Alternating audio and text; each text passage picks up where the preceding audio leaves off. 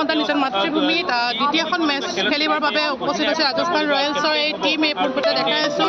আহিছে আৰু গুৱাহাটীত যিহেতু পূৰ্বতে কৈছো দুখনকৈ খেল অনুষ্ঠিত হ'ব ৰাজস্থান ৰয়েলছ বনাম KKR আৰু ৰাজস্থান ৰয়েলছ বনাম CSK আৰু এই এয়া বৰঝাৰ বিমানবন্দৰত উপস্থিত হৈছে ৰাজস্থান ৰয়েলছৰ টিম আমাৰ কেমেৰাত বন্দী হৈছে এই দৃশ্য দেখাইছো বৰঝাৰ বিমানবন্দৰৰ পৰা আৰু এয়া অসম সন্তান ৰিয়ান পৰাগৰ নেতৃত্বত ৰাজস্থান ৰয়েলছৰ টিম বৰঝাৰ বিমানবন্দৰত আহি উপস্থিত হৈছে পোনপটীয়া সম্প্ৰচাৰ টাইমিটা ক'বলৈ যাওঁ যে বেগী বলাৰ ৰাজস্থান ৰয়েলছৰ সকলোতকৈ বেগী বলাৰ এইজন জফ্ৰা আৰ্চাৰ আৰু জফ্ৰা আৰ্চাৰ তাৰ সমান্তৰালকৈ শুভম দুবে আৰু সন্দীপ শৰ্মা সকলো আহিছে এয়া দেখিবলৈ পাইছে জফ্ৰা আৰ্চাৰ আহিছে আৰু তাৰ সমান্তৰালকৈ তেওঁলোকৰ যি এয়া দেখিবলৈ পাইছে সিমৰন হেটমেয়াৰ আহিছে দৰ্শকসকলক আমি দেখুৱাই আছো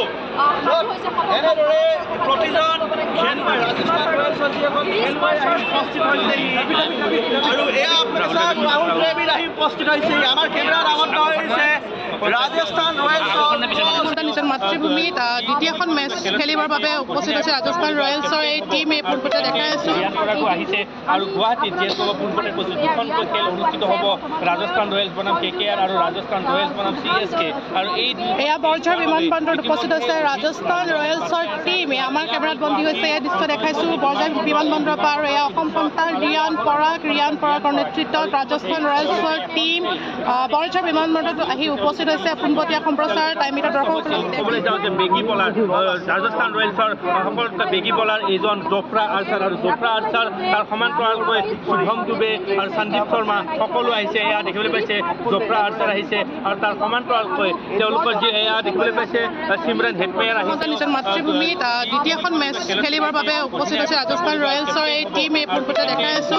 আহিছে আৰু গুৱাহাটীত যিহেতু পূৰ্বতে কৈছো দুখনকৈ খেল অনুষ্ঠিত হ'ব ৰাজস্থান ৰয়েলছ বনাম KKR আৰু ৰাজস্থান ৰয়েলছ বনাম CSK আৰু এই এয়া বৰঝাৰ বিমানবন্দৰত উপস্থিত হৈছে ৰাজস্থান ৰয়েলছৰ টিম আমাৰ কেমেৰাত বন্দী হৈছে এই দৃশ্য দেখাইছো বৰঝাৰ বিমানবন্দৰৰ পৰা আৰু এয়া অসম সন্তান ৰিয়ান পৰাগৰ নেতৃত্বত ৰাজস্থান ৰয়েলছৰ টিম বৰঝাৰ বিমানবন্দৰত আহি উপস্থিত হৈছে পোনপটীয়া সম্প্ৰচাৰ টাইমিটা ক'বলৈ যাওঁ যে বেগী বলাৰ ৰাজস্থান ৰয়েলছৰ সকলোতকৈ বেগী বলাৰ এইজন জফ্ৰা আৰ্চাৰ আৰু জফ্ৰা আৰ্চাৰ তাৰ সমান্তৰালকৈ শুভম দুবে আৰু সন্দীপ শৰ্মা সকলো আহিছে এয়া দেখিবলৈ পাইছে জফ্ৰা আৰ্চাৰ আহিছে আৰু তাৰ সমান্তৰালকৈ তেওঁলোকৰ যি এয়া দেখিবলৈ পাইছে সিমৰন হেটমেয়াৰ আহিছে দৰ্শকসকলক আমি দেখুৱাই আছো এনেদৰে প্ৰতিজন খেলুৱৈ ৰাজস্থান ৰয়েলছৰ যিসকল খেলুৱৈ আহি উপস্থিত হৈছেহি আৰু এয়া আপোনালোকে চাওক ৰাহুল দ্ৰাবিড় আহি উপস্থিত হৈছেহি আমাৰ কেমেৰাত আৱদ্ধ হৈছে ৰাজস্থান ৰয়েলছৰ নিজৰ মাতৃভূমিত দ্বিতীয়খন মেচ খেলিবৰ বাবে উপস্থিত হৈছে ৰাজস্থান ৰয়েলছৰ এই টিম এই পূৰ্বতে দেখাই আছো আহিছে আৰু গুৱাহাটীত যিহেতু পূৰ্বতে কৈছো দুখনকৈ খেল অনুষ্ঠিত হ'ব ৰাজস্থান ৰয়েলছ বনাম KKR আৰু ৰাজস্থান ৰয়েলছ বনাম CSK আৰু এই এয়া বৰঝাৰ বিমানবন্দৰত উপস্থিত হৈছে ৰাজস্থান ৰয়েলছৰ টিম আমাৰ কেমেৰাত বন্দী হৈছে এই দৃশ্য দেখাইছো বৰঝাৰ বিমানবন্দৰৰ পৰা আৰু এয়া অসম সন্তান ৰিয়ান পৰাগৰ নেতৃত্বত ৰাজস্থান ৰয়েলছৰ টিম বৰঝাৰ বিমানবন্দৰত আহি উপস্থিত হৈছে পোনপটীয়া সম্প্ৰচাৰ টাইমিটা ক'বলৈ যাওঁ যে বেগী বলাৰ